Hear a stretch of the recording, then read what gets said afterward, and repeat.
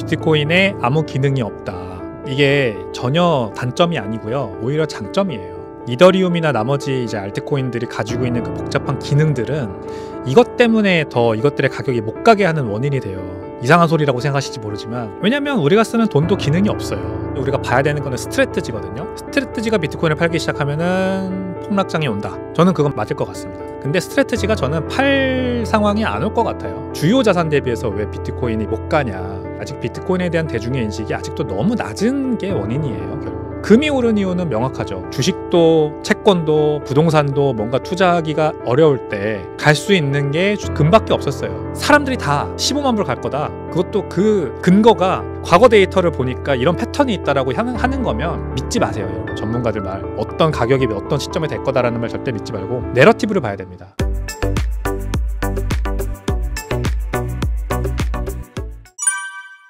가장 큰 이유는 지금 호재는 없고 악재만 있기 때문이죠. 비트코인 자체적인 이 미시적인 상황을 보더라도 일단 비트코인이 지금 이번 사이클에서 가격이 상승해왔던 주요 재료들을 보건대 비트코인 트레저리 기업들이 나타났다. 상장 기업들이 비트코인을 산다. 이런 거.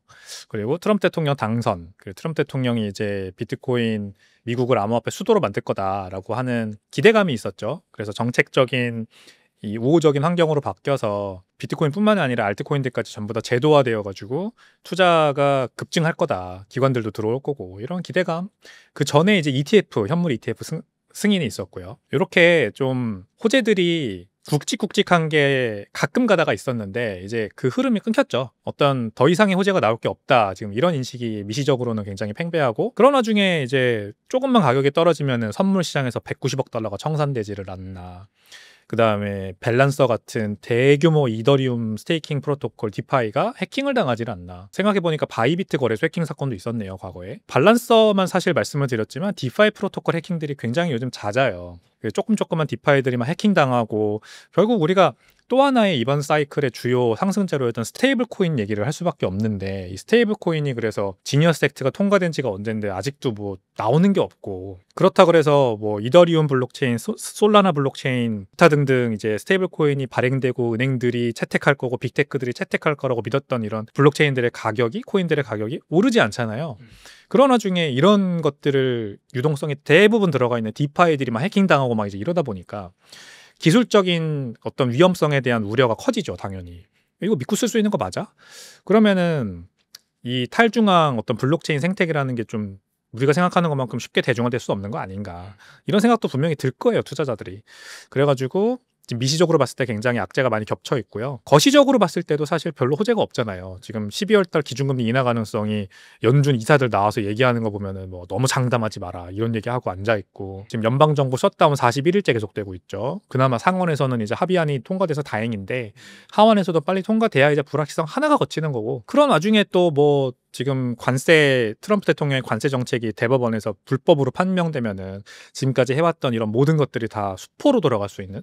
그러니까 미국이 어떻게 보면은 관세라는 거는 이렇게 되면은 이제 불확실성이 거쳐가지고 오히려 위험 자산에는 더 호재일 수 있어요. 그동안 트럼프 대통령이 관세를 막 매겨가지고 뭐 글로벌라이제이션이 끝났다. 그래서 기업 실적이 안 좋다. 인플레이션도 세다. 뭐 이랬으니까. 근데 오히려 이제 트럼프 대통령 이제 1년 차인데 방향성, 모멘텀을 잃으면서 표류할 가능성? 그러면서 내년 중간 선거인데 이제 만약에 여기서 민주당이 이기면은 이제 미국에서 또 정치적인 불안감이 커지고 교착 상태에 빠지는 거죠, 말하자면. 그렇게 되면은 또 이거 비트코인 암호화폐 산업 이끌어주기로 했던 트럼프 대통령이 벌써 레임덕이 왔네 이러면서 또 이 가격에 안 좋은 영향 미칠 수가 있는 거고, 되게 불확실성이 크지 않나요? 이렇게 보면 거시적으로 봐도 이런 요인들인 것 같아요. 그래서 이런 것들이 하나하나 거쳐야 결국 그동안 못 갔던 비트코인 가격들이 가지 않을까. 호재가 터져야 됩니다. 거시적으로든 미시적으로든 그게 필요한 것 같습니다. 그래서 그런 측면에서 뭐 미시적으로는 비트코인과 암호화폐 쪽에 뭔가 실질적으로 되는 게 좀 기대 못하다. 새로운 내러티브도 없다. 이런 것도 동의가 되는 반면에 거시적인 악재는 다른 투자 자산도 같이 가져가는 거잖아요. 예를 들면 올해 25년 같은 경우 금 엄청나게 올랐고, 미국 기술주들 많이 올랐고, 한국 주식도 엄청나게 올랐죠. 부동산도 많이 오르고 있습니다. 그러면은 왜 비트코인만 이렇게 상승률이 떨어지는가에 대해서 많은 분들이 이거 비트코인만 알트코인은 말할 것도 없고 많은 이 의아함, 좀 있으신 것 같아요. 그렇죠. 많은 요소들이 들어가 있는 질문인데 그래서 이제 하나하나 떼고 그래서 답변을 드려야 돼요. 일단 비트코인과 알트코인이 따로 가고 있는 이유는 거시적인 이유가 아니라 자연스러운 수순이에요. 사실상. 지난 2020년, 21년 상승장을 돌이켜보면 알트코인들의 가격이 많이 오를 수밖에 없었던 내러티브들이 있었어요. 근데 지금은 그게 없잖아요. 그게 문제인 거예요. 그러니까 알트코인들이 스스로 자신의 가치를 입증하지 못했기 때문에 가격이 못 가는 거지 어떤 특별한 이유가 있는 게 아닙니다. 지난 2021년에는 메타버스, NFT, 디파이, 무브투원 거기에 파생되는 여러 가지 그 드립들까지 저는 드립이라고 표현을 하는데 다 드립이었잖아요. 지금 NFT 어디 갔나요? 된 게 없죠. 그 엄청난 사실 그 관심도를 받았지만 그게 금방 거품이 꺼져버렸듯이 이번에도 그런 게 나타난다면 알트코인들이 이제 자생적으로 가격이 오르고 관심도 받겠지만 이제 없잖아요. 밈코인, 스테이블코인 이런 트렌드 정도가 지금은 좀 그나마 남아있는 것 같고 그거조차도 지금 사실 답보 상태이기 때문에 알트코인 가격이 못 가는 거예요. 근데 비트코인은 이제 그래서 비트코인만 이번 사이클은 좀 더 주도주 형식으로 올랐죠. 비트코인은 일단은 현물 ETF 승인되면서 관심받았고 그 다음에 트레저리 기업들이 나타났고 그 국가적으로 비트코인 전략적 비축 자산 행정명령 내리면서 미국이 이제 이 물결들이 또 이제 기타 서방 주요 선진국들로 또 번져나가면서 이거 비트코인이 이제 정부가 매수하는 자산이 되겠다 어쩌면은 이런 이제 내러티브가 생긴 거예요. 근데 그러면 이제 다음 질문으로 돌아가서 주요 자산 대비해서 왜 비트코인이 못 가냐. 이거는 우리가 지금까지 희망해왔던 것과는 달리 아직 비트코인에 대한 대중의 인식이 아직도 너무 낮은 게 원인이에요, 결국. 그래서 지금 기준금리, 미국의 금리 수준이 여전히 높은 수준 4%대고 QT는 여전히 진행 중이고 유동성이 말하자면 돌아오지 않았죠. 글로벌 M2가 늘어나고 있긴 하지만 이거는 이제 주요 선진국들에서 돈을 푸는 거지 미국이 푸는 건 아니거든요. 미국이 돈을 찍어내는 게 돈을 푸는 거예요. 이제 미국은 연준이 돈을 찍어낸다는 표현을 하지만 사실상 은행 시스템에 있는 준비금을 가져와서 그 돈을 쓰는 거지. 지금까지는 앞으로 이제 QE가 진행된다는 거는 이제 그때서야 신규 돈을 발행해서 자산 매입을 한다는 거죠. 근데 아직은 그래서 미국은 돈을 풀고 있지 않아요. 이런 상황이기 때문에 전반적인 위험자산 시장의 선호 심리가 돌아오지 않았어요. 그래서 사실 주식시장도 미국 주식만 떼어놓고 봐도 그 AI 관련 테크주 빅테크 7개만 사실상 오르는 거잖아요. 지수가 오른다라는 거는 굉장히 큰 내러티브가 하나 가려져 있는 거죠. 그 지수, S&P 500 지수를 끌고 가는 주식은 7개입니다. 그 7개 주식을 빼면은 493개 종목은 거의 오르지 않을 거예요. 10%대 성장률이에요. 올해 이렇게 많이 올랐는데도 불구하고. 그래서 쏠림 현상 가속되고 있고 쏠림 현상은 지금 도초에서 발견됩니다. 우리나라 코스피 올랐다. 좋습니다. 코스피가 왜 올랐냐? 결국 미국이 AI, 방산 이런 모든 것들이 지금 굉장히 중요해지면서 쏠림 현상이 가속화되고 지수가 오르다 보니까 반대급부에서 뭐가 주목을 받고 있냐? AI 알고리즘 개발하고 뭐 인프라 데이터 센터 짓고 그러면 전기 필요하고 원전 필요하고 미국과 중국이 패권 경쟁하려면 군함 필요하고 이런 모든 것들의 수혜를 한국이 본다라는 걸로 간 거예요.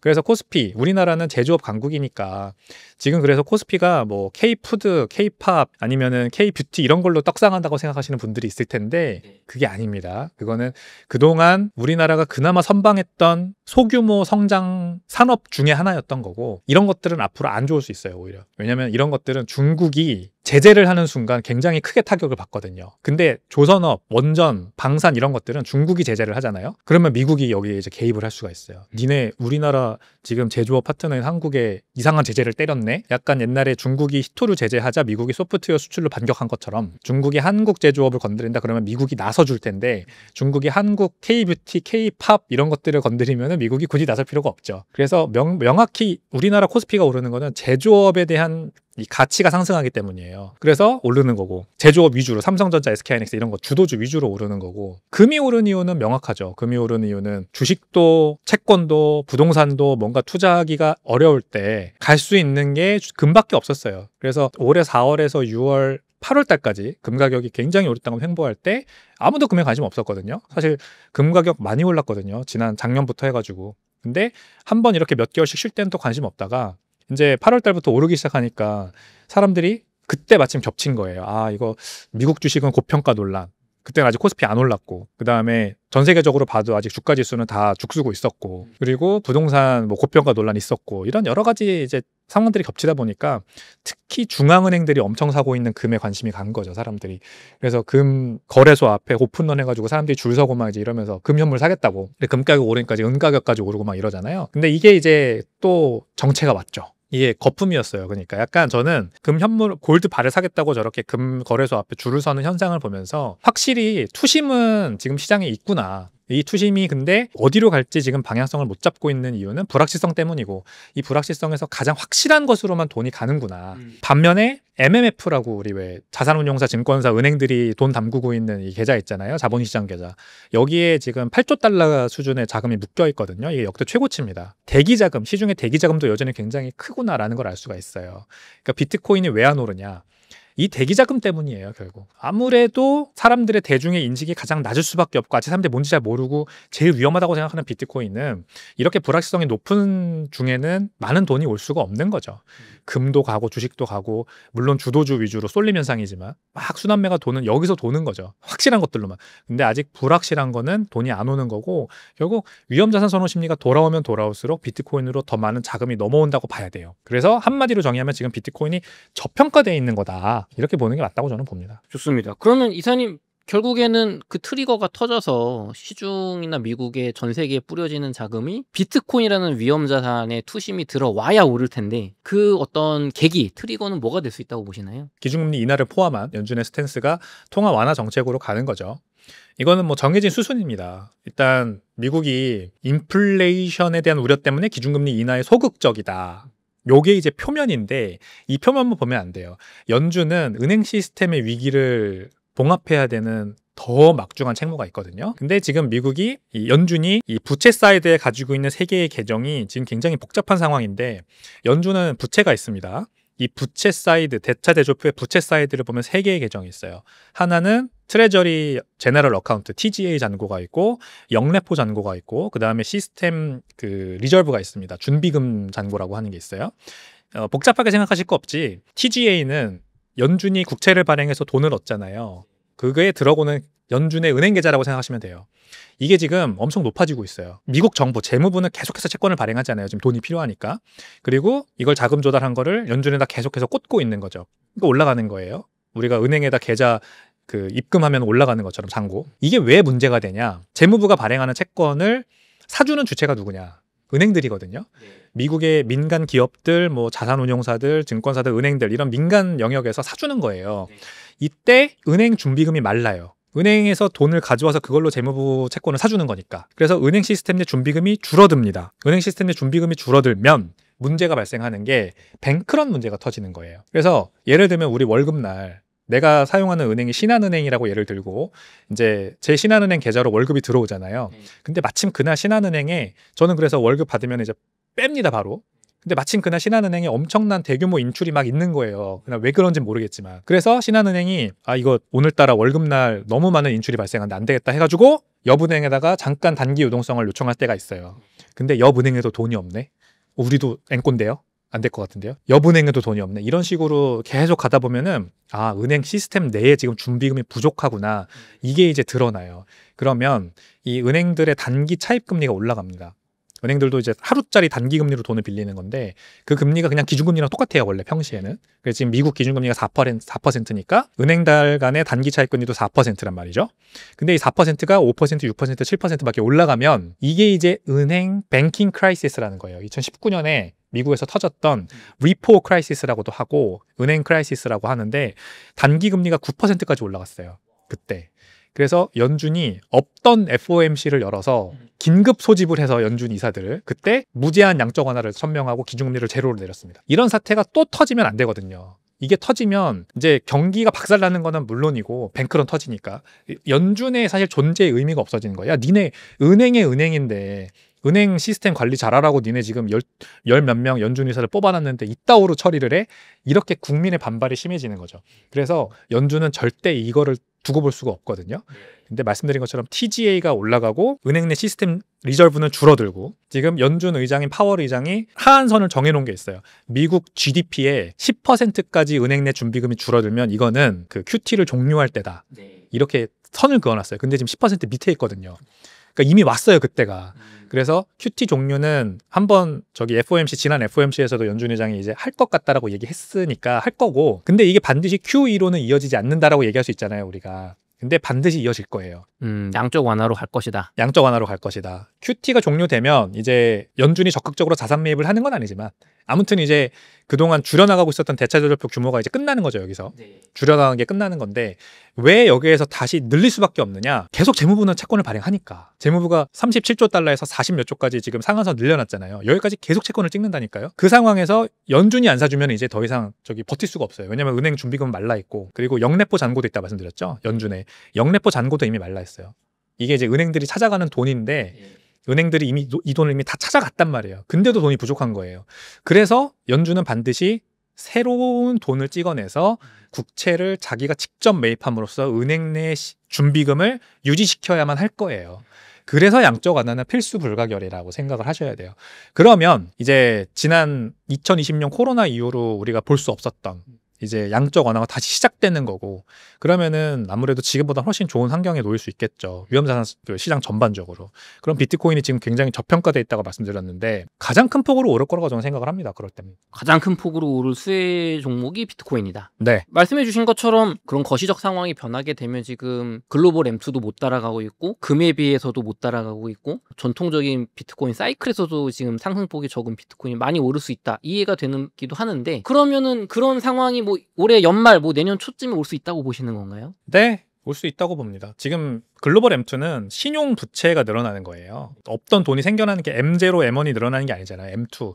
그러니까 이미 있는 유동성에서 신용 부채가 늘어나는 거고, 이 신용 부채는 어디인가로 흘러가겠죠. 근데 왜 사람들이 그런 부채를 지금 빚을 지냐? 이게 가만히 한번 생각해 보세요. 우리나라에서도 예를 들면 내가 은행 가서 대출 받는다. 그거 가지고 뭐 하나? 제가 아까 말씀드렸잖아요. 비트코인은 아직 대중적인 인식이 안 올라왔기 때문에 빚내서 비트코인 사는 미친 짓을 하는 사람은 없어요. 아직까지는. 되게 조심스럽잖아요.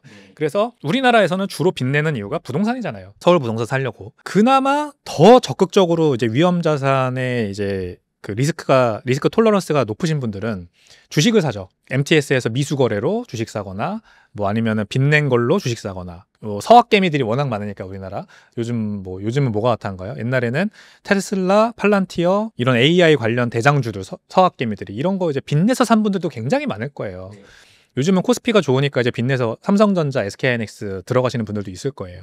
그러니까 이게 글로벌 M2가 증가하는 거, 그 관점에서 보면 비트코인이 지금 디커플링 하고 있는 것도 말이 돼요. 그 비트코인이 저평가되고 있기 때문이라 보는 거고, 결국 이제 올해 연말이든 내년 초든 돈이 찍혀서 나와야 돼요. 기존에 있는 돈에서 신용부채가 발생하는 거 말고 이 신용부채 문제를 디레버리징 하기 위해서 새로운 돈이 찍혀 나올 때가 이제 위험자산 선호심리가 더 늘어날 때고, 위험자산 선호심리는, 사람들의 위험자산 선호심리는 되게 그라데이션으로 늘어납니다. 한순간, 그렇죠. 보이기에는 한순간에 늘어난 것처럼 보이지만 조금씩 늘어나는 거예요. 근데 예를 들면은 지금 우리 주변에 버스를 타거나 지하철을 탔을 때 아직 업비트 앱 열어가지고 비트코인 막 시세 보고 이런 사람이 없다. 저는 없거든요, 아직까지는. 근데 이게 한두 사람 늘어나고, 정신 차려보니까 카페 갔는데 나이 지긋하신 어르신 분들이 모여 앉아서 비트코인 얘기하고 막 이런 게 계속 눈에 보이기 시작하면은 그라데이션으로 올라왔던 게 이제 한번 대중적으로 크게 폭발할 그런 순간이 온 거죠. 이게 이제 우리가 알 수 있는 인간 지표인 거고, 이게 이제 저는 미국의 연준의 기준금리 인하와 그다음에 양적 완화 전환 이런 것들로 촉발될 거라고 봐요. 그래서 올해 연말은 너무 이제 빠르고, 제가 봤을 때는 12월 FOMC에서 기준금리 인하 가능성이 여전히 높거든요.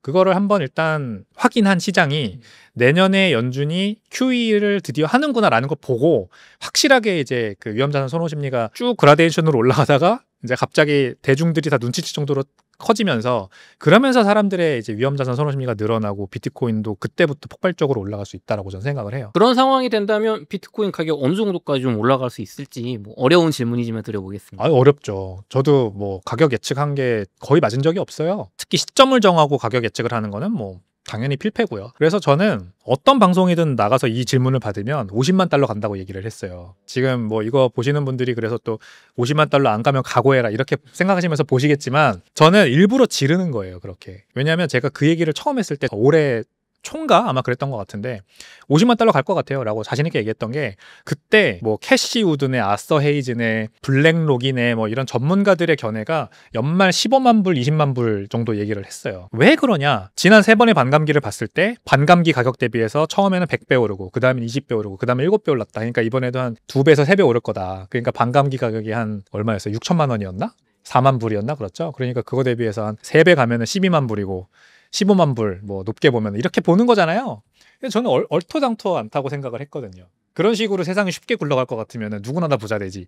에라이. 저는 이렇게 생각을 항상 했어요. 그래서 왜 그렇게 될 거라고 확신을 하냐. 나는 그냥 50만 불 간다고 지른 거예요. 여전히 저는 이 생각에 아직도 유효하다고 생각합니다. 50만 불이라는 거에 반드시 그렇게 된다 말씀을 드리는 게 아니라 이렇게 생각을 해야 된다고요. 사람들이 다 15만 불 갈 거다. 그것도 그 근거가 과거 데이터를 보니까 이런 패턴이 있다라고 하는 거면 거기에 또 많은 사람들이 믿고 있는 상황이면은 저 틀리겠네 라고 생각을 하는 게 맞다라는 거죠. 저는 여전히 그렇게 믿어요. 아직도 많은 전문가들이 12만 불, 15만 불 얘기하고 있는데, 그러니까 이거는 이제 연말 가격이 아니라 사이클 픽을 말씀드리는 겁니다. 사이클이 연장됐다라고 보고 2026년이 되면은 진짜 피크가 온다고 생각해보면 50만 불 왜 안 돼? 저는 이렇게 봐요. 언제나 어떤 시점에 연말 또는 뭐 사이클 픽에 어떤 가격이 될 거다라고 얘기하는 거는 다 체리 피킹한 데이터를 근거로 해요.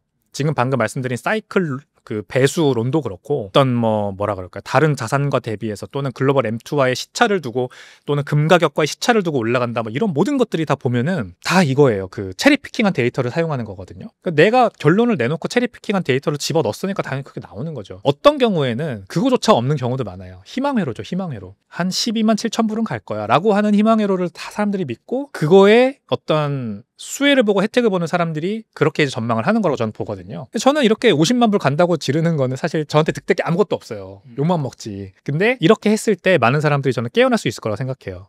혹시라도 그런 일이 발생하면은 아 그래 제 말이 맞았네. 이 전문가들 말 다 틀린 거였네. 그냥 지르는 게 맞을 때가 있는 거구나 오히려 이렇게 생각할 수 있을 것 같고 틀리더라도 저는 그냥 죄송합니다 하면 돼요. 죄송합니다. 저 근데 어차피 그렇게 확신이 있었던 건 아니고요. 저는 이걸 말씀드리려고 사실 그렇게 말씀을 드린 겁니다. 이렇게 말한 거라서 믿지 마세요, 여러분. 전문가들 말. 어떤 가격이 어떤 시점에 될 거다라는 말 절대 믿지 말고 내러티브를 봐야 됩니다. 넘버와 내러티브. 뉴욕대 다모다란 교수가 책을 그렇게 쓰셨죠. 굉장히 저는 좋은 제목이라고 생각을 합니다. Numbers and Narrative. 모든 것들이 다 연말 전망 가격 어떤 데이터를 근거로 한다. 이거 다 넘버예요, 넘버. 내러티브 없이 넘버만 그냥 찍은 거고 내러티브를 봐야 된다. 그래서 제가 지금까지 계속 말씀드리는 게 내러티브잖아요. 연준, 그 다음에 뭐 지금 불확실성, 기타 자산들이 왜 가격이 올라가는지 이런 모든 거를 스토리를 엮어서 내러티브를 내가 갖고 있어야 비트코인이 지금 저평가되어 있다, 고평가되어 있다가 나오는 거예요. 그래서 저는 저평가라고 봐요. 이사님께서 7억을 내년에 간다는 얘기가 아니고 모든 월가의 예측이 그냥 과거 데이터를 가지고 얼마 간다 이게 안 맞기 때문에 내러티브상 저평가이기 때문에 상상 이상으로 올라갈 수도 있다. 그렇게 얘기하신 거니까 그 관점으로 이해를 해주셔야 됩니다. 그리고 또 내년에 7억 가면 또 이사님 또 작두타시는 거일 수도 있고요. 그러면은 뭐 제가 운때가 좋았다라고 말할 수 있는 거죠. 지금 한국 주식이나 금 가격이 올해 이렇게 많이 오를 거라고 예측하시는 분이 과연 얼마나 있을까. 금은 제가 기억에 나요. 강왕국 작가님이 작년에 저랑 작년 초에 인터뷰하실 때 금이 좋다고 얘기하셨거든요. 그건 맞았죠. 근데 이제 한국 주식을 이 정도까지 보신 분들은 많지 않으니까요. 이사님 그 최근에 지미송이라고 저희 웅달 책방에서 제가 인터뷰 강승구 부대표님이랑 한 이제 미국에 저명하신 비트코이너신데 그 책을 또 번역을 하셨다고 들었습니다. 예, 이겁니다. 네, 당신은 왜 부자가 되지 못하는가? 이거 지금 서점에 판매 중이라는데 어떤 책인가요? 이제 원제는 Fiat ruins everything이에요. 법정화폐가 모든 것을 망친다라고 이제 직역할 수 있을 것 같은데 진짜 이 책은 법정화폐가 우리의 삶과 경제와 뭐 모든 요소에 어떤 영향을 미치는지를 총망라해서 설명하는 책이거든요. 그래서 비트코인 관련된 당연히 비트코인의 어떤 가치나 비트코인이 어떤 이 세상의 역할을 하는지 이런 것들을 읽을 수도 있는 책이지만 그거보다 더 한 단계 더 깊이 들어가서 법정화폐가 우리한테 미치는 폐악을 이해하는 데 굉장히 좋습니다. 제가 이제 지미송 개인적으로 굉장히 좋아하고 비트코이너로서 존경하는 인물이라서 제가 이제 가끔 연락도 드리고 인사도 드리고 하는데 이 책을 이제 신간으로 내셨었어요. 작년인가 나온 걸로 알고 있는데 이 신간을 제가 번역을 해보고 싶다 해가지고 이제 거인의 정화가 같이 책을 내게 됐습니다. 그래서 이제 지금 한국어 번역본 제목은 당신은 왜 부자가 되지 못하는가. 좋은 제목이라고 생각해요. 이 법정화폐가 우리한테 미치는 폐악질을 모르고 있으면 진짜 부자가 되기 어렵습니다. 거기에서 시작하는 거거든요. 거기에서 비트코인의 가치든 지금 떡상하고 있는 코스피의 가치든 AI 기술이든 이런 모든 것들이 다 파생되는 거고 심지어 투자에 관련되지 않은 모든 요소들까지도 다 영향을 미쳐요. 예를 들면 이 책에 그런 내용도 있어요. 왜 미술품들은 점점 더 이상해질까? 예를 들어 벽에다가 덕테이프로 바나나를 하나 붙였는데 그게 왜 1억 5천만 원에 거래가 될까? 그리고 그거를 저스틴 선이라고 하는 트론 창업자가 1억 5천만 원을 내고 자기가 그 덕테이프를 떼가지고 바나나를 먹는 퍼포먼스를 했잖아요. 저런 사람들은 왜 나타나는 걸까? 이상하잖아요. 누가 봐도. 왜 저 사람이 저렇게 돈이 많지? 이상한 사람인데 누가 봐도. 그런 것들에 대한 해답을 주는 책이라고 보시면 돼요. 이게 다 법정화폐의 폐악질 때문이다라는 거. 되게 재밌습니다. 그래서 많은 부분들이 공감이 가실 거고, 좀 읽으면서 진짜 재밌게 그 경제 공부도 되면서 이 사회에서 내가 느끼는 여러 가지 좀 이상한 점들, 이거 좀 잘못됐다라고 하는 점들이 알고 보면 그 근원이 법정화폐구나라는 걸 알 수 있는 좋은 책이다, 이렇게 말씀드리겠습니다. 이 책이 비트코인 이사님 말씀대로 50만 달러 7억 갈 때까지 나의 마음을 단단히 붙잡고 비트코이너로서 투자를 이어가도록 하는 그 중심을 잡는 데 좀 도움을 주는 책일까요? 물론이죠. 비트코인 가지고 계신 분들이 읽으면 그런 식으로 도움이 될 거고, 비트코인이 없으신 분들이 읽었을 때 파급력이 클 거예요. 야, 비트코인을 나는 이해하지 못했는데 무색무취해, 눈에도 보이지 않고 도대체 어떻게 이거를 가치를 이해를 해야 되냐, 재무지표가 있는 것도 아니고, 그런 상황에서 읽었을 때 이게 비트코인의 결과구나, 어떤 비트코인이 현상이라고 생각하면 되게 쉽거든요. 어떤 일 때문에 발생한 결과물이자 현상이다, 이렇게 생각하면 이제 이해가 되는 거죠. 그냥 비트코인이 갑자기 어떤 사토시라는 인간이 아무 이유 없이 만들었는데 아무 가치도 없는 건데 사람들이 그냥 막 산다고 생각하니까 이걸 게임머니라고 생각을 하는 거고, 이게 약간 금방 없어질 현상처럼 생각하는 건데, 어떤 것 때문에 발생한 결과이자 현상인지를 이해하게 되면은 비트코인을 잘 모르시고 없으신 분들이 이제 그 벽이 하나 허물어지는 효과가 있는 거예요. 그거를 아마 굉장히 잘 허물어줄 수 있는 책이라고 생각합니다. 저는 참 동의하는 게, 저희 그 이제 각 지역별로 지역 화폐 같은 거 있잖아요. 그럼 이제 뭐 지역 화폐라면 10% 할인해 준다 막 이런 거 있지 않습니까? 그거를 말씀해 주신 것처럼 그냥 보면 아니 왜 갑자기 우리 돈은 이거 만들어 가지고 이걸 하는 거야? 라는 생각이 드는데, 그걸 잘 따져보면은 발행했을 때 얻는 이득을 보는 사람들이 있는 거 아닙니까? 야, 이게 없어질 돈이 아니구나, 믿고 써도 되겠구나, 그런 관점으로 봐야 된다. 좋습니다. 저희 이어서 또 비트코인 대폭락 시나리오가 무서운 게 있는 것 같아요. 그 이야기 또 해보도록 하겠습니다. 대표님, 비트코인 일부에서 50만 달러 내년에 갈 수 있다, 희망적인 예측도 해주셨지만 이제 메인 뷰이신 거죠. 반면에 지금 시장에서는 비트코인 사이클 끝났다, 이제 겨울 윈터가 온다라는 이야기도 있고, 지금 또 트레저리 기업발 비트코인 대폭락이 올 수도 있다, 뭐 이런 얘기들이 많은데, 현실적으로 그래도 우리가 대비하거나 가능성이 아예 0은 아닌 비트코인 폭락 시나리오 뭐가 있을까요 지금? 비트코인을 많이 가지고 있는 트레저리 기업들, 최근에 시퀀스라는 트레저리 기업이 비트코인을 970개를 팔았어요. 만기 불일치 때문에 리밸런싱이 필요하다, 이런 이유인데, 생각해보면은 크게 걱정할 뉴스는 아닙니다. 왜냐면 이 비트코인 트레저리 기업들이 상장사가 지금 뭐 140개가 있다, 이런 통계가 있는데, 이들이 가지고 있는 비트코인 개수가 일단 미미해요. 미미하고 트레저리 기업들 중에 스트래트지를 제외하면 대부분의 기업들은 다 뭐 몇백 개 수준, 뭐 아니면 천 몇백 개 수준, 요 정도 수준의 비트코인을 가지고 있는 상황이라서, 이들이 이제 뭐 자금 조달할 때 발행한 전환사채나 뭐 채권이나 BW나 이런 것들의 만기가 비트코인 가격 하락 시기와 마침 겹쳐가지고 그 미스매칭 때문에 이제 비트코인을 팔아야 되는 상황이 와도 결국 시장에 나오는 비트코인 개수가 뭐 몇천 개, 몇만 개는 아닐 거라는 설이 굉장히 유력하고요. 근데 그러면 이제 우리가 봐야 되는 거는 스트래트지거든요. 스트래트지가 비트코인을 팔기 시작하면은 폭락장이 온다, 저는 그건 맞을 것 같습니다. 근데 스트래트지가 저는 팔 상황이 안 올 것 같아요. 지금 이제 앞으로 2027년, 2018년, 2019년 만기가 돌아오는 스트래트지의 MSTR의 4년 만기 전환사채들을 보면 비트코인 가격이 여기까지 떨어졌을 때 손실 구간으로 들어간다라고 하는 그 기준 가격들이 있거든요. 대규모로 빌린 것들 2개가 채권이 이제 2028년에 만기가 돌아오는데, 그게 아마 비트코인 가격이 30만 불 정도, 그때까지 거기까지 안 올라가면은 이제 손실 구간이라고 저는 알고 있어요. 그러니까 비트코인 가격이 2028년까지 30만 불 가냐 안 가냐, 지금 이 얘기거든요. 저는 가능하다고 생각합니다. 그리고 안 가더라도 반드시 팔아야 되는 건 아니거든요. 왜냐면은 만기라는 거는 어차피 쭉 여러 개의 채권을 나눠 발행해가지고 평단가는 낮아져 있으니까. 지금 스트래티지에 그래서 전체 전환사채의 평단가는 7만 불 수준이에요. 2028년까지 돌아오는 그 몇 개 채권의 기준가가 30만 불 수준에 맞춰져 있으니까, 그 비트코인 가격이 그때 그렇게 안 올라가면은 뭐 팔아야 된다, 이런 전망을 하기에도 조금 어불성설인 거죠.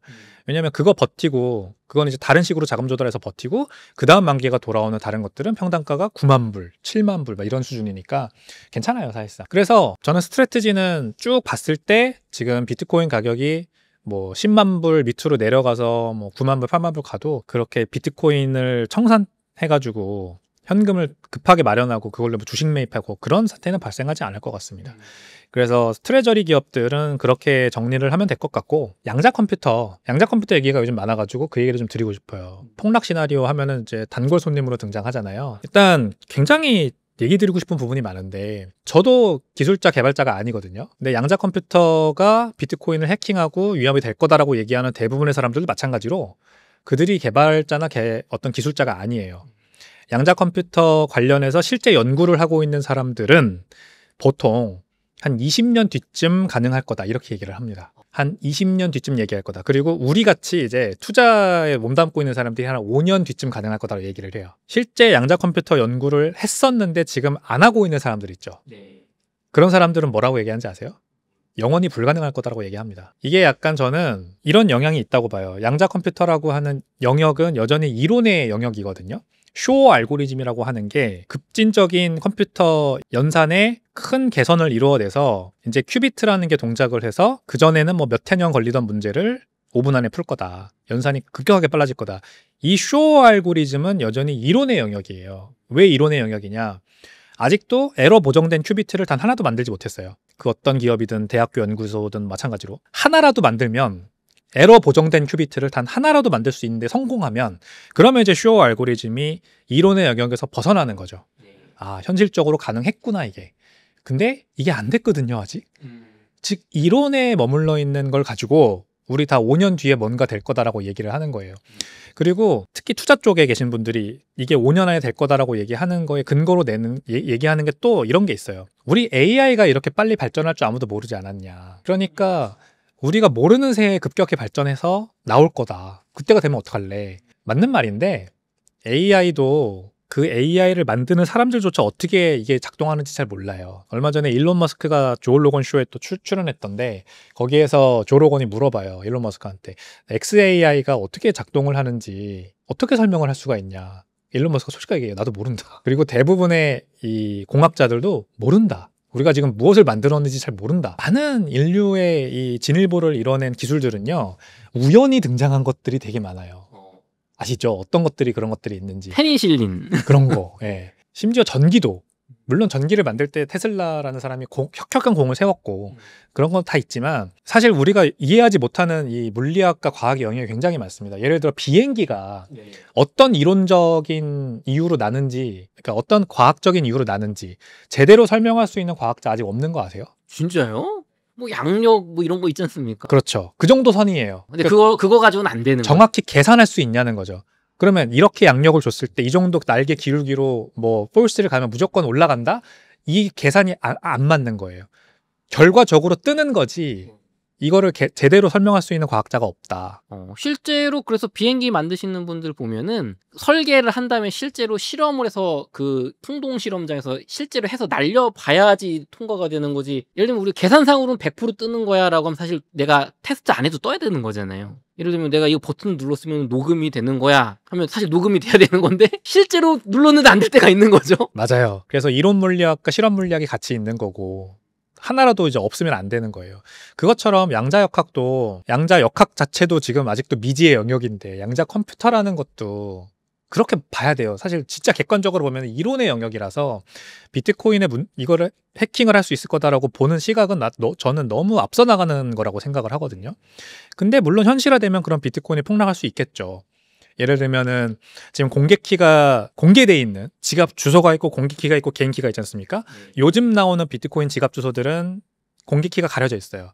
그래서 크래킹을 하려면 2번 연산을 해야 돼요. 공개키를 먼저 뚫어야 되고 그걸로 개인키를 뚫어야 되는데, 옛날 지갑 주소, 파토시 시대 지갑 주소는 이 공개키가 다 드러나 있는 상태로 다 지갑 주소가 발급이 됐어요. 그러니까 이제 개인키만 뚫으면 돼요. 그러니까 이것들이 이제 가장 취약하다. 양자 컴퓨터가 나오면은 사토시 나카모토의 110만 개가 들어있는 비트코인 들어있는 지갑 주소 해킹당하면 어떡할래? 이렇게 이제 나오는 거예요. 물론 그러면 가격이 떨어지겠죠. 근데 저는 이제 이렇게 생각을 해요. 그러면은 사토시 나카모토가 돌아올 거라고 생각을 합니다. 사토시 나카모토가 그냥 앉은 자리에서 비트코인이 해킹당하게 두진 않겠죠. 그러니까 실제로 양자 컴퓨터가 현실화되면 아마 돌아와서 그거를 양자 내성이 있는 지갑으로 옮길 거라고 생각하고요. 거기에서 파생되는 또 하나의 시나리오가 블랙록이 하드포크 할 수 있다. 블랙록 같은 이제 대규모 기관들이 비트코인이 양자 컴퓨터에 해킹당하는 거 둘 수 없잖아요. 그러니까 하드포크를 해서 양자 내성을 갖춘 지갑 주소 체계를 가진 비트코인으로 완전히 다 옮겨갈 것이다. 그럼 비트코인 캐시처럼 또 만드는 거 아닙니까? 그렇죠. 비트코인 캐시 사태가 또 발발을 하는 거죠. 근데 이제 우리가 블록 사이즈 워라는 게 있었던 거가 그래서 굉장히 귀중한 자료가 되는 건데, 그때도 이 거래소들, 코인베이스, 바이낸스 이런 것들이 비트코인의 블록 용량이 커져야 된다면서 하드포크를 했어요. 주장했어요. 근데 결국 무산됐거든요.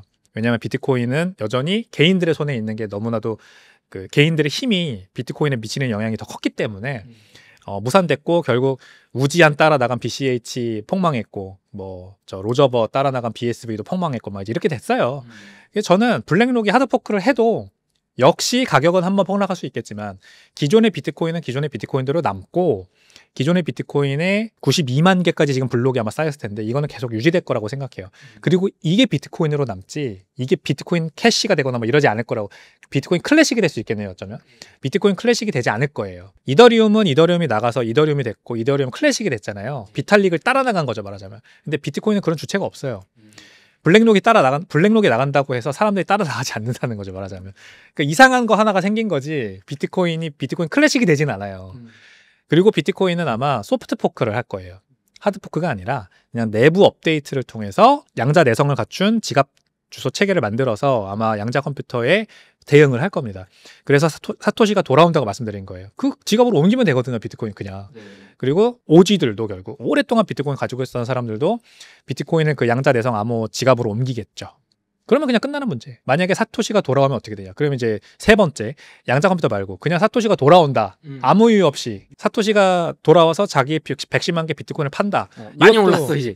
네, 많이 올랐어. 나도 좀 돈 좀 벌어볼게 하고 판다. 저는 가격이 떨어진다고 생각합니다. 이때도 물론 단기간으로 엄청 떨어지겠죠. 비트코인의 순결한 완전 무결성, 창시자가 없다라고 하는 게 깨지는 거잖아요, 이제. 근데 비트코인은 이미 그의 손을 떠났어요. 비트코인은 우리한테 넘어왔어요. 그의 손을 떠나서. 그가 할 수 있는 건 아무것도 없어요. 블랙록이 지금 비트코인을 뭐 60만 개, 70만 개 가지고 있어도 비트코인을 할 수 있는 거 아무것도 없듯이, 그도 사토시도 메인테이너 키조차 갖고 있지 않아요. 그게 이제 코드를 변경할 수 있는 그 권한이거든요. 그것도 다 넘기고 떠났기 때문에 사토시가 할 수 있는 거는 비트코인을 파는 것밖에 없어요. 그러면 그 대규모 물량이 시장에 나오면 당연히 떨어지겠죠. 근데 저 같은 경우에는, 또는 저를 비롯한 여러 비트코인의 가치를 아는 사람들은 땡큐 하고 저가 매수를 할 거라고 저는 생각을 합니다. 그러면은 다시 가격은 올라가겠죠. 좋습니다. 그러면은 결국에는 가격이 폭락할 수 있는 요인으로 작용할 수는 있겠지만 결국에는 우상향한다라는 말씀이신 거잖아요. 그러면 또 양자 컴퓨터 얘기하시는 분들은 이게 지갑을 뚫지는 못하는데 지갑과 지갑 간에 서로 전송을 할 때는 이게 뚫릴 가능성이 높다라고 뭐 IBM의 양자 전문가가 얘기했다 뭐 이런 기사도 인용하시는 것 같아요. 저희 또 시청자분들은 잘 모르니까 저도 잘 모르고 좀 그런 게 좀 아니 IBM에서 뭐 전문가가 얘기했다니까 이게 저 사람은 현업 아니냐 조금 흔들릴 수도 있을 것 같거든요. 어떻게 보십니까? 이렇게 정리하면 될 것 같아요. 비트코인을 전송하는 와중에 드러나는 게 뭐냐면 양쪽의 지갑 주소예요. 보낸 사람의 지갑 주소와 받는 사람의 지갑 주소. 이게 공개되잖아요. 블록체인이라는 건 24시간 전부 모든 데이터가 공개되는 거니까 양자 컴퓨터가 이 지갑 주소를 보고 뚫을 수 있다는 거죠. 특히 뭐를 특정하겠어요? 비트코인이 많이 전송되는 트랜잭션을 가장 먼저 특정하겠죠. 그래서 비트코인이 예를 들어 우리 웨일 얼러트 같은 거 봐도 뭐 5,000개의 비트코인이 대규모 고래의 5,000개의 비트코인이 거래소 지갑 주소로 이동했습니다. 이런 거 뜨는 것처럼 그런 거를 싹 모니터하고 있다가 좋네. 그러면은 이 to 지갑 주소, from에서 to로 옮겼으니까 from 지갑 주소와 to 지갑 주소를 특정해서 보고 여기 몇 개 비트코인 들어있나 보고 여기 많이 들어있네. 그럼 이거 특정해서 공격한다. 이런 걱정이거든요. 이런 상황을 우리가 한꺼풀 해결한 게 바로 템루트예요. 비트코인의 소프트 포크 2023년에 있었던 템루트 업그레이드된 지갑 주소가 보낸 사람과 받는 사람의 정보를 가려줘요. 슈노르 서명이라는 걸 해가지고. 그러니까 서명이라는 걸 해가지고 비트코인이 가는 거거든요. 그래서 기존의 이 서명 방식은 지갑 주소가 드러나는 서명 방식이라고요. 누가 보냈는지와 받는 사람이 누군지가. 근데 슈노르 서명이라는 걸 하면은 이제 보안이 올라가는 거죠, 말하자면. 개인의 보안이 올라가서 받는 자와 보내는 자의 서명이 서명자의 정체가 가려져요. 그러면은 양자 컴퓨터를 들고 내가 공격을 하려고 하는 사람 입장에서는 정보가 다 가려져 있으니까 불특정 다수를 공격할 수밖에 없겠죠. 그러면은 당연히 이제 공격 벡터가 낮아지는 거죠. 이게 바로 이제 비트코인이 양자 내성으로 스스로 이제 진화를 하고 있는 방법이거든요.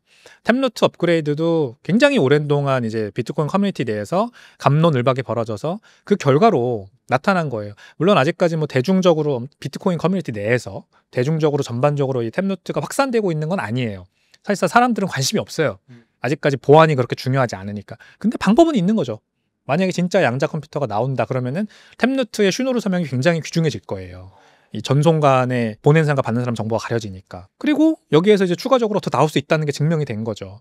이게 비트코인이 오픈소스잖아요. 진짜 오픈소스가 굉장히 이런 면에서 유리해요. 테슬라 일론 머스크 창업자가 만들고 있는 그 하이퍼루프라는 것도 오픈소스로 만든 거 아세요? 그렇군요. 이거를 일론 머스크가 전 세계 최고의 천재들을 모아가지고 하이퍼루프로 만들자 한 게 아니에요. 하이퍼루프라는 아이디어 자체는 일론 머스크가 냈지만 그걸 어떻게 디자인하고 개발할까는 사실상 오픈소스로 풀었어요. 전 세계에 있는 천재들한테 내가 다 열린 시각으로 받겠다 아이디어를. 그래가지고 그게 만들어진 프로젝트예요. 그래서 지금 짓고 있는 거잖아요. 그래서 미국 저 끝에 저 끝까지 20분 만에 간다. 이거 하고 있는 거예요. 이 오픈소스가 그런 정도로 굉장히 파급력이 커요. 근데 비트코인이 만약에 양자 컴퓨터가 진짜 발명이 되면은 아마 이거를 지키려고 하는 전 세계에 있는 천재들이 다 달려들 거예요. 지금도 많은 사람들이 거기에 들어가 있지만. 그러면 이사님 그럼 마지막으로 하나만 더 여쭤볼게요. 그렇게 양자 내성이 생긴 뭐 지갑 주소라든가 기술을 또 방어하는 게 만들어질 텐데 그거를 기존의 중앙은행이나 이런 거는 사용자는 상관없이 그냥 은행에서 관리자가 딱 업데이트하면 다 적용되는 건데 비트코인은 이게 커뮤니티에서 업데이트를 해도 내가 뭔가 일일이 해줘야 되는 거예요? 근데 그게 좀 걸림돌이 돼서 해킹 사건이 많이 있을 수 있죠. 모두가 다 컴퓨터를 잘 알고 복잡하게 막 업데이트 하는 건 아니잖아요. 생각하시는 것보다 그런 사람들이 많다는 게 이제 중요한 점인 것 같아요. 내가 그런 거에 관심이 없다고 해서 만인이 다 그럴 거라고 생각하는 거는 아주 큰 오산입니다. 우리가 항상 겸손해야 되는데 많은 사람들이 그거를 이제 간과하죠. 생각보다 정말 많은 사람들이 프라이버시라고 하죠. 개인의 이 프라이버시를 굉장히 중요하게 생각하고 그런 사람들이 충분한 모수가 모여 있으면 이 네트워크가 정말 단단해지는 건데 비트코인은 지금 개별 노드의 개수가 6만 개가 넘어요. 전 세계에 6만 명이 있다는 거예요. 물론 이제 한 명이 여러 개의 노드를 할 수 있기 때문에 추산된 그 숫자이긴 하지만 생각해 보시면은 전 세계에 6만 명을 한 번에 공격할 수 있는 단일 공격 벡터 같은 건 없어요. 엄청 어렵죠. 그래서 싱글 포인트 오브 페일리어, 단일 실패 지점이 존재하는 중앙 은행이나 뭐 은행이나 아니면 중앙 처리 장치나 이런 모든 것들보다 훨씬 더 안전한 거예요, 사실상. 이 해커 입장에서 양자 컴퓨터를 들고 뭔가를 원장을 해킹하려고 하는 해커 입장에서 단일 실패 지점이 존재하는 게 쉽겠어요? 아니면은 6만 개의 개별 노드가 존재하는 네트워크가 공격하기가 쉽겠어요? 당연히 전자죠. 은행을 공격하는 게 너무나도 쉽습니다. 그러니까 거기 먼저 공격하는 거예요. 우리가 지금 쓰고 있는 은행 시스템, 관공서, 뭐 얼마 전에 국정자원 분란 것 때문에 다들 느끼시죠? 도대체 며칠 동안 홈택스가 먹통이 된 겁니까? 지금 아직도 우리 집은 그 기가진이에다가 날씨 좀 물어보면 아직도 국정자원 때문에 사고 때문에 날씨 정보가 안 넘어온다는 얘기를 하고 있어요. 아직도 몇 달이 지났는데 이런 것들을 보면은 진짜 중앙에 이 모든 것들을 기대는 이 방식이 얼마나 단일 실패 지점이 취약한가라는 걸 알 수가 있는 부분. 근데 비트코인은 분산화되었기 때문에 가장 늦게 공격이 들어올 거고 가장 그만큼 크랙하기 어려운 네트워크라는 거죠. 좋습니다. 가격이 뭐 악재, 뭐 개별적으로 해킹당하거나 어떤 우려 때문에 폭락하는 시점이 나올 수는 있겠지만 우리가 걱정하는 것처럼 양자 컴퓨터 때문에 비트코인이 뭐 다 해킹당하고 내 게 없어지고 그런 일은 발생하지 매우 어렵다. 야, 정말 매우 어렵다. 은행이 먼저 털릴 것이다. 그럼요. 좋습니다. 또 요번에 또 신간 책을 또 내셨다고 하는데 대표님이 직접 지으셨다고 들었습니다. 어떤 책인가요? 네, 바로 이 책입니다. 결국 비트코인이라는 제목을 가지고 있고 저는 이제 이 책을 일단 왜 썼냐면 제가 일단은 굉장히 인생이 힘들었던 시기가 있었고 그 인생의 굴곡을 지나서 지금까지 올 때까지 정말 좋은 역할을 해준 게 비트코인이거든요. 이 비트코인은 그냥 단순히 투자해서 돈을 벌었다. 이게 아니라 비트코인 투자하면서 배운 인생의 레슨들이 너무 많아요. 이 비트코인을 투자하는 사람들이 가장 중요하게 생각하는 여러 가지 덕목들, 말하자면 유행어가 있는데 가장 먼저 떠오르는 게 일단 겸손해라, 비트코인을 모아라. Stay humble, stack set라는 말이 있고요. 겸손해라라는 말이 저는 참 와닿아요. 얼마 전에도 워렌 버핏이 이제 마지막 투자자 서한을 보냈더라고요. 거기에 이제 마지막 내가 좀 몇 개 그래서 추가적으로 하고 싶은 말 하면서 A few final thoughts라고 하는 부분이 있는데 거기에 마지막에 등장하는 말이요. 모든 사람에게 친절할 것. 친절은 복리 수익으로 나한테 돌아온다. 청소부 아줌마든 회장님이든 다 똑같은 인간이라는 걸 기억해라. 그런 얘기를 하더라고요. 근데 너무 공감되는 거예요. 왜냐면 제가 이 책에 쓴 비트코인에 투자하는 이유가 그거거든요. 우리가 누구나 다 부자가 되고 싶은 욕심이 있죠. 근데 그 부자가 되고 싶은 욕심을 이루는 방법이 이제 중요한 건데, 제가 그래도 비트코인을 투자하면서 나름 성공을 할 수 있었던 이유는 한번 크게 꺾여봤기 때문이에요. 그 내용이 약간 들어가요. 여기 이제 서문에 제가 이제 뭐 저희 집도 사업을 하다가 크게, 아버지가 사업을 하다가 그게 잘 안 돼가지고 빚더미에 앉고, 저도 그래서 이제 아무 생각 없이 유학 생활을 하던, 미국에서 유학하던 그런 유학생이었는데 좀 정신 차리고 열심히 살게 되고, 그런 와중에 결혼을 하게 되면서 더 책임감이 막중해지고, 그러면서 어른이 됐거든요, 제가. 그러면서 비트코인의 가치를 깨달은 거예요. 그러다 보니까 비트코인을 좀 제대로 투자할 수가 있었어요. 단기 투자 수익이나 뭐 너무 욕심 부리는 거, 레버리지 써가지고 욕심 부리는 거, 막 이런 거 안 하고 비트코인을 꾸준하게 모아나가고 안 팔고 지금까지 계속해서 사다 보니까 자연스럽게 부가 늘더라고요. 그거를 젊은 사람들한테 알려줘야겠다 생각을 했어요. 저도 20, 30대 때 그런 일을 겪으면서 힘들어지면서 깨달을 수밖에 없었던 그 인생의 레슨. 겸손해라. 그리고 사람들한테 친절하고, 그게 다 나한테 복이 되어 돌아온다라고 하는 거. 근데 막 그 성공했다고 꺼드럭거리고 막 으스대고 막 돈 많다고 자랑하고 막 과시하고, 뭐 내가 한번 성공했다고 2번, 3번 성공할 수 있을 거라 생각하고 막 더 지르고 배팅하고 막 이러다 보면은 개털되는 거잖아요. 그 레슨을 겸손하게 비트코인을 모아라라는 그 한마디로 함축해서 저는 좀 가르쳐 주고 싶어요. 그래서 이거는 실행서예요, 실행서. 비트코인에 투자하는 정말 여러 가지 방법들이 있지만, 저는 DCA, 비트코인이 언제나 지금이 가장 싼 가격이라고 생각하고, 꾸준히 사모으다 보면 복리가 되어서 나한테 수익이 찾아온다. 복리 수익이 찾아온다. 언제나 졸부는 있을 수 있지만 졸부가 계속해서 부자로 남는 경우는 굉장히 희박하거든요. 그거를 이해하면 천천히 부자가 되는 게 진짜 부자가 되는 길인 거예요. 그거를 비트코인을 이룩할 수 있다. 그거를 위한 또 이제 비트코인에 대한 배경 지식 또 필요하잖아요. 비트코인은 도대체 왜 그럼 내가 사야 되는데? 왜 20년, 30년 뒤에 내가 이거를 통해서 복리 수익으로 부자가 될 수 있는데? 이거에 대한 질문도 있으실 테니까 실행에 이어서 이제 비트코인에 대한 전반적인 배경 지식이 필요한, 그것도 이제 일부 다룬 책이라 할 수가 있죠. 그래서 쉽게, 최대한 쉽게 썼는데 읽으신 분들은 또 어렵다라고 말씀을 하시더라고요. 근데 투자에 관심 많으신 분들 있죠? 네. 나 좀 진짜 부자가 돼보고 싶어. 나 그래서 투자 열심히 하고 있는데, 아니면 투자 안 하고 있더라도 나 부자가 되고 싶어. 뭔가 좀 인생의 돌파구가 필요해. 이런 분들이 읽으면 되게 좋아요. 이게 뭐 재테크 서점 가면은 재테크, 투자 이런 쪽에 진열이 돼 있던데, 저는 이거 자기계발서라고 생각합니다. 잘못 분류돼 있어요. 경영 자기계발에 가야 놓여야 되는데, 뭔가 돌파구가 필요하신 분들은 제가 비트코인으로 어떻게 그 돌파구를 마련했는지 좀 읽어보시고 나도 영감을 받을 수 있는 그런 책이라고 생각을 합니다. 좋습니다. 서점에서 한번 읽어보셨으면 좋겠습니다. 저희 끝으로 요즘 비트코인 금융, 디파이 금융 이야기 짧게 나눠보도록 하겠습니다. 대표님, 비트코인이 이렇게 발달하면서 이게 가치의 담보물이 될 거다라고 하는 이제 디지털 금이다 이런 예측도 있는 반면에, 아니다, 비트코인도 이제 담보대출도 되고 미국에서 이거 이제 이자도 받는, 진짜로 이게 수익이 나오는 그런 물건이 될 거다. 그래서 비트코인이 앞으로 계속 상승할 수밖에 없다. 막 이런 여러 가지 논리가 있는데, 알트코인, 뭐 이더리움 스테이킹 이런 거 말고 비트코인 스테이킹이나 비트코인 담보대출 이런 건 지금 어떻게 진행되고 있나요, 도대체? 이걸 짚고 넘어가고 싶어요. 비트코인에 아무 기능이 없다. 이게 전혀 단점이 아니고요. 오히려 장점이에요. 오히려 이더리움이나 나머지 이제 알트코인들이 가지고 있는 그 복잡한 기능들은 이것 때문에 더 이것들의 가격이 못 가게 하는 원인이 돼요. 이상한 소리라고 생각하실지 모르지만, 왜냐면 우리가 쓰는 돈도 기능이 없어요. 근데 그렇기 때문에 그 돈이 우리가 일상생활에서 편하게 주고받을 수 있는 그런 그 미디엄 오브 익스체인지, 물물 교환의 수단이 될 수 있는 거예요.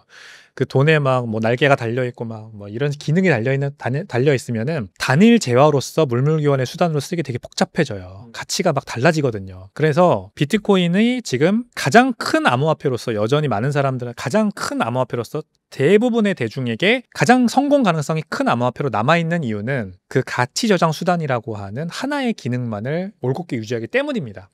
여기에 이자를 줘야 된다, 디파이가 필요하다, 스테이킹이 필요하다, 막 이런 게 붙는 순간 이 본질 가치가 훼손돼 버리고, 여기에 이제 그 단일 실패 지점이 늘어나면서 오히려 가치가 떨어지는 효과가 발생을 할 거예요.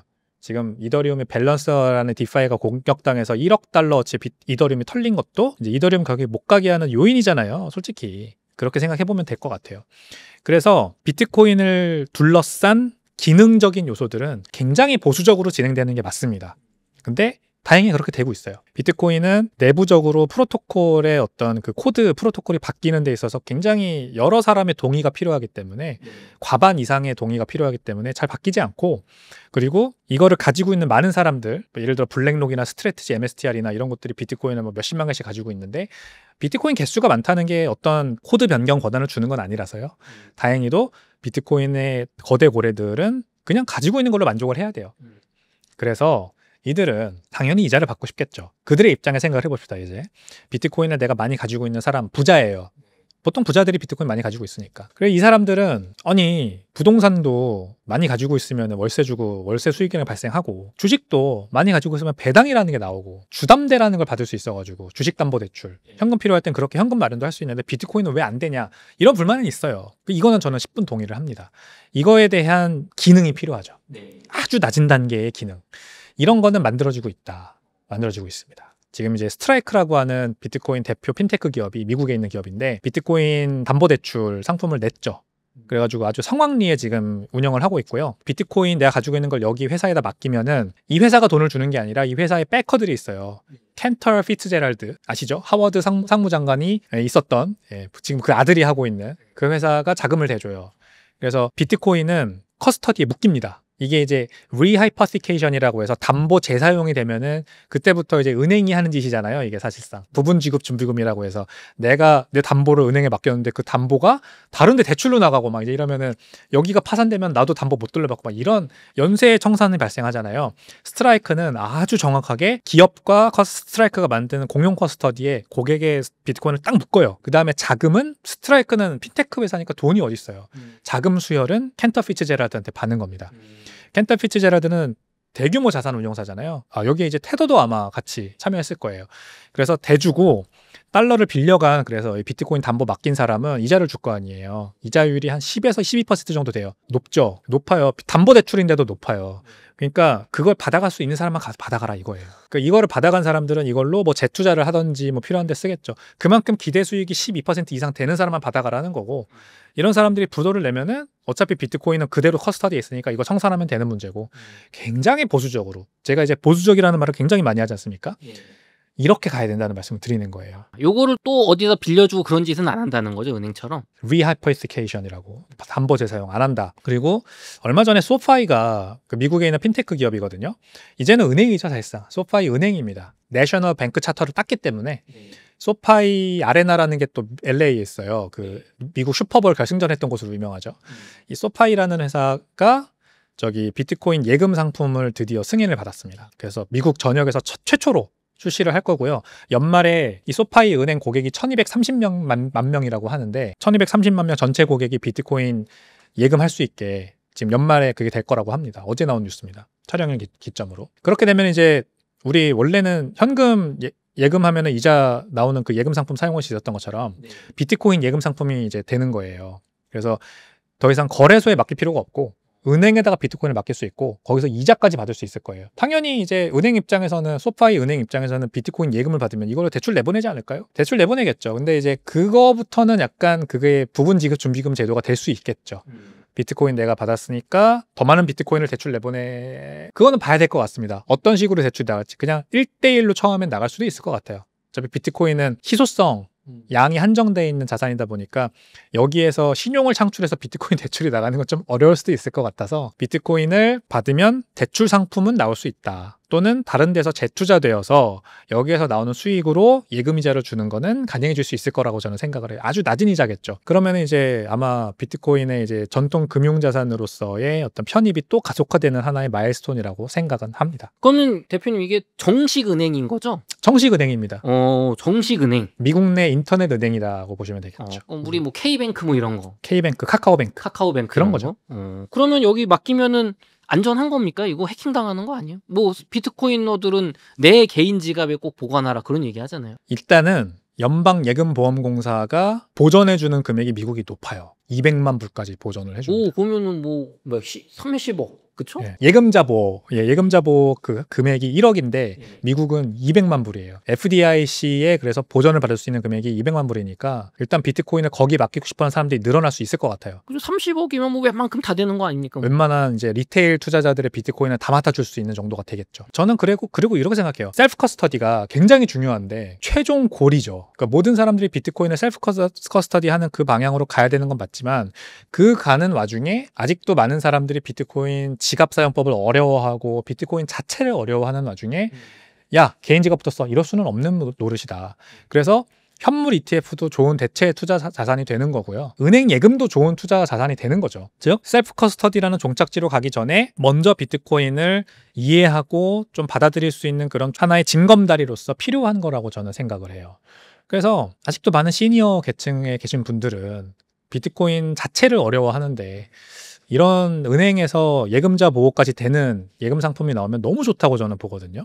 일단 여기에서 비트코인의 대중화가 한번 크게 일어나고 거기에서 이제 개인 지갑을 사용하는 게 계속해서 이제 대중화가 되는 식으로 넘어가는 게 오히려 더 건강하다 저는 이렇게 생각합니다. 그럼 이거 우리나라 사람도 여기다 넣으면은 뭐 3억까지 이렇게 받을 수 30억까지 예금자 보호 되는 거 아니 미국인만 되는 건가요? 미국인만 되겠죠. 일단 우리나라 사람들이 미국에 은행 계좌를 만드는 거는 우리나라에서는 너무 어려우니까 안 될 테니까 어려울 거고요. 근데 이제 이 물결이 우리나라로 넘어온다고 봐야죠. 뭐 우리나라 국내 은행도 이런 거 할 수 있는 거 아닙니까? 나중에. 그렇죠. 그러면은 이게 이자야 결국에는 비트코인 가지고 이 은행이 뭔가 활동을 해서 돈을 벌어야 또 우리한테 줄 수 있는 건데 그럼 이들이 비트코인 가지고 뭔가 사업을 한다는 얘기인데 내 거 가지고 그러면은 비트코인 정신이 위배되는 거 아닌가요? 그렇죠. 이 은행이 부분 지급 준비금 제도를 하는 거잖아요. 네. 그래서 내가 받은 예금이 1인데 대출은 9가 나가는 그래서 신용이 창출되는 형태.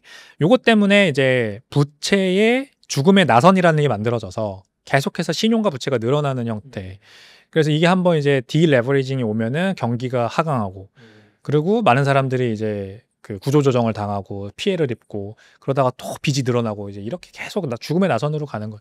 이거에 대한 대체제로서 비트코인이 나온 거예요. 비트코인은 그 신용 창출이라는 게 불가능한 자산이란 말입니다. 무조건 현실 세계에 이 물리적 투자의 방법인 전기 에너지를 넣어야 신규 비트코인이 발행된다. 그리고 다른 방법으로 어떤 방법으로도 신규 비트코인을 창출할 수 없다라고 하는 거죠. 그래서 은행이 다시 비트코인을 그런 식으로 사용을 한다면 당연히 비트코인 정신에 위배되는 거는 맞습니다. 근데 그렇다고 해서 비트코인 프로토콜이 바뀌는 건 아니거든요. 여전히 비트코인은 전 세계에 2100만 개밖에 존재할 수 없어요. 경화라는 거는 결국 부분 지급 준비 제도로 쓰일 때도 한계가 있을 수밖에 없다는 겁니다. 경화가 아니라 연화, 즉 미국의 달러나 우리나라가 쓰는 원화나 이런 법정화폐들처럼 중앙은행의 판단에 따라서 계속해서 발행량이 늘어날 수 있는 것들은 부분 지급 준비금 제도를 하기가 편하죠. 은행 입장에서도. 대출 승수라는 게 높아질 수가 있습니다. 내가 받는 예금이 계속해서 예금 인출 사태가 늘어나지 않는 한에서는 대출을 더 많이 내보낼수록 유리하죠, 오히려. 왜냐하면 한 번씩 이렇게 예금 인출 사태가 발생해도 어차피 신규 자금이 들어와서 그거를 메꿔줄 거니까 공격적으로 할 수 있는 거죠. 근데 2100만 개라는 양이 정해져 있는 비트코인은 중앙은행이라는 존재가 없잖아요. 신규 화폐를 발행해줄 주체가 없기 때문에 은행이 대출 승수를 너무 높여가지고 부분지급 준비금 제도를 너무 공격적으로 운영하다가 만약에 예금 인출 사태가 발생한다, 뱅크런이 발생한다 그러면 은행 그냥 청산 망하는 거거든요. 이러면 지불유예 모라토리움 아니면 부도 이렇게 나는 겁니다. 비트코인을 대신 공급해줄 연준 같은 게 없는 거죠? 없죠. 그러니까 당연히 은행 입장에서도 굉장히 보수적으로 갈 수밖에 없을 거예요. 최대한 안전하게 한 달 있다가 100% 예금 인출 들어온다고 생각하고 대출 내보내라. 저는 이렇게 갈 거라고 봐요. 그래 뭐 이자 받는 거야 뭐 그렇다 치고 비트코인도 가격이 많이 올랐으니까 이거 담보 내가 비트코인 안 팔고 더 오를 것 같아서 이걸 담보 대출 받아서 아파트도 사고 싶잖아요. 나도 뭐 비트코인으로는 내가 부자인데 비트코인만 샀더니 집이 없어. 나도 결혼해서 집 좀 사야겠어. 근데 이거 팔긴 아깝단 말이죠. 뒤에 더 오를 것 같으니까. 그럼 그런 분들을 위한 비트코인 주택담보대출 제도도 있습니까 지금? 지금은 없죠. 그 가끔 뉴스 보다 보면 비트코인 담보대출 뭐 이런 거 막 나오던데 그건 뭐예요? 미국에 이제 그랜트 카돈이라고 굉장히 유명한 부동산 개발업자 있지 않습니까? 이런 분들이 이제 그 상품을 내는 것들이 그런 건데 부동산 하나 뭐 개발되고 있는 거 그러면 이제 모금을 하잖아요. 자, 4년 뒤에 이 해당 주택이 지어질 겁니다. 뭐 콘도예요. 콘도가 지어질 겁니다. 이런 콘도를 우리가 지금부터 투자를 받을 건데 자, 이 콘도가 그러면 앞으로 미래 가치가 이렇게 될 거라서 얼마 넣으시면 얼마가 될 거예요. 근데 이거를 이제 절반을 비트코인을 사는 데 쓰는 그런 건 있어요. 그래서 이제 그 불입금의 절반이 이 건물 짓는 데 들어가고 절반이 비트코인 사는 데 들어가서 요게 같이 이제 상승하면은 만기에 이 해당 상품의 만기에 이렇게 수익이 나온다. 이런 게 있고요. 하나는 이제 부동산 담보 대출도 있어요. 부동산 담보 대출. 그러니까 내가 집을 가지고 있는 홈 오너인데 부동산 담보 대출을 받으면 이걸로 자동으로 비트코인을 사는 거예요. 그러면은 이 비트코인 가격 상승분이 부동산 대출 상환금에 쓰이는 자동으로 이렇게 세팅을 해놓는 거죠. 그래서 상환 기일이 빨라지고 모기지라는 게 원래 되게 기간이 길잖아요. 20년, 30년. 이 기간을 15년, 10년을 줄일 수 있는 획기적인 상품들이 지금 이제 부동산 이런 담보 대출을 다루는 곳들에서 나오고 있고 그런 게 있어요. 근데 이제 비트코인 담보 대출도 있지만 당연히 JP모건이든 모건스탠리든 골드만삭스든 이런 전통 투자은행들이 비트코인 담보 대출을 다 운용을 하고 있는데 웰스 매니지먼트 센터에서 고액 자산가 대상으로만 지금 운용을 하고 있거든요. 고액 자산가들은 다 니즈가 너무 제각각이죠, 사실. 그리고 특히 PB들한테 맡기는 거 아니에요. 우리나라로 치면 PB들한테 나 이거 비트코인이 있는데 이거 기반으로 대출 좀 받아줘. 그리고 이걸로 뭐 사줘. 갑을 관계가 되게 명확하거든요. PB들은. 그래서 고객이 시키는 대로 하는 거예요. 그래서 그게 뚫려 있는 거예요. 그 창구가. 이 고객들은 되게 영민해서 자산가들이니까 명확해요. 나 비트코인 이만큼 있어. 이거 가지고 대출 좀 받고 싶고 이 현금으로 뭐 할 거야. 그러면 회수해가지고 다시 비트코인 돌려줘. 이렇게 명확해서 그런 식으로는 지금 뚫려 있어요. 근데 이제 지금은 아직까지 대중적으로 비트코인 담보대출이 이용되지 못하는 거는 역시 비트코인의 가치가 여전히 변동성이 크기 때문에 이게 어느 정도 안정화되지 않는다면 전방위적으로 비트코인의 담보대출이 막 활용되기는 어려울 거라고 저도 생각을 해요. 그러면 우리 거래소에서 비트코인 뭐 맡기면 돈 빌려주고 이런 건 뭡니까 그거는? 왜 빗썸 거래소에서 그거 하죠?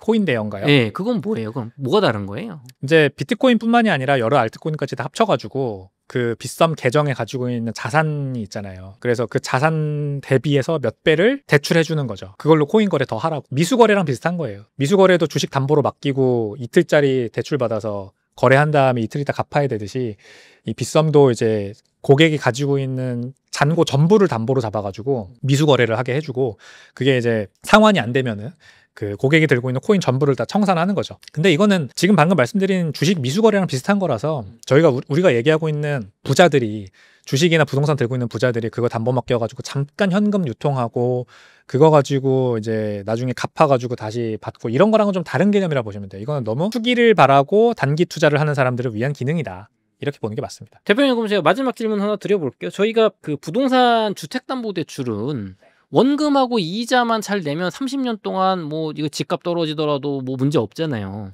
근데 주식이나 비트코인을 담보로 대출해서 이게 뭐 아까 빗썸 얘기도 해주셨는데 이런 거는 왜 가격 밑으로 떨어지면 청산시키는 거예요? 내가 원금 이자 갚으면 왜 안 돼요? 왜 부동산만 다른 거예요? 부동산은 일단 내가 산 그 해당 부동산의 가치가 심각하게 떨어지는 일은 잘 없죠. 그러니까 청산이라는 건 어떤 경우에 발생을 하냐. 내가 이제 처음에 받아놓은 대출 그 조건에서 LTV 그 퍼센티지가 있잖아요. 론 투 밸류.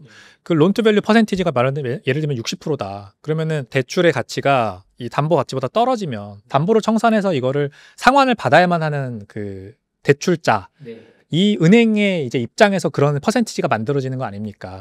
근데 예를 들어 내가 론 투 밸류가 60%다. 그래가지고 부동산 가치가 100이면은 이제 내가 대출 받은 게 뭐 100 몇십 되는데 이거의 가치가 즉 현금을 받은 거잖아요. 이거의 가치가 떨어져가지고 부동산 가치 밑으로 떨어질 일이 잘 없는 거죠, 말하자면. 우리나라 원달러 환율이 아무리 올라가 봐야 그죠? 단기간 안에 그렇게 될 일은 없으니까. 근데 이제 비트코인이라는 거는 비트코인 가치가 떨어져 버리니까 비트코인 담보의 가치가 떨어져 버리니까 이제 이게 더 떨어지기 전에 청산을 시켜야 되는 거예요. 부동산도 마찬가지로 부동산 담보 대출 받아도 부동산 가치가 많이 그렇게 떨어지는 일은 잘 없는 거죠, 말하자면. 그래서 론 투 밸류 이게 60% 또는 뭐 80% 이렇게 유지되는 게 중요한 거예요. 이게 가치가 떨어지든 이게 가치가 떨어지든. 비트코인은 아직까지 가격이 좀 불안정한 게 이제 그 주식도 그렇고 이제 굉장히 보수적으로 LTV를 가져갈 수밖에 없는 이유인 거죠. 결국 비트코인이 앞으로 되게 안정적으로 가격이 오르는 빅테크 대형주들처럼 부자들은 결국 이런 주식을 가지고 있는 사람들은 다 그거를 팔지 않고 대출을 받아가지고 현금 운용을 하다가 그걸 갚는 식으로 하잖아요. 왜냐하면 양도세가 더 세기 때문에. 비트코인은 양도세가 우리나라는 없죠. 양도세가 아직은 없죠. 근데 미국 같은 경우에는 사실 주식이랑 비슷한 수준이거든요.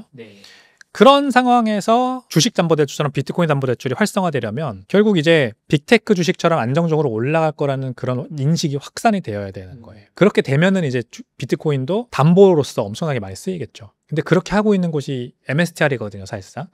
스트래티지 MSTR은 비트코인을 담보로 돈을 빌리는 거예요, 사실상. 그래서 자본 조달을 해서 그걸로 비트코인을 더 사는 그런 이제 차익 거래를 하고 있는데 한 번 무너질 뻔했죠. 2022년에. 그래서 그게 이제 문제인 거예요. 비트코인 가격이 너무 떨어지면은 이 담보 대출을 잔뜩 일으켜 놓은 기업의 가치가 폭락하면서 나락할 수 있는. 근데 이제 MSTR은 스트래티지는 당연히 2022년에 그 하락장을 견뎠죠. 그리고 지금의 위치에 온 거예요. 그래서 앞으로 저는 스트래티지가 이렇게 버티는 와중이 계속 이어지면은 이거를 따라하는 기업들이 더 많이 늘어날 거라고 생각하고 기업단에서 그러면 이제 자산가들 또는 자산가가 아니더라도 개인단 이렇게 비슷한 플레이를 하려고 하는 곳들이 늘어날 거라고 생각해요.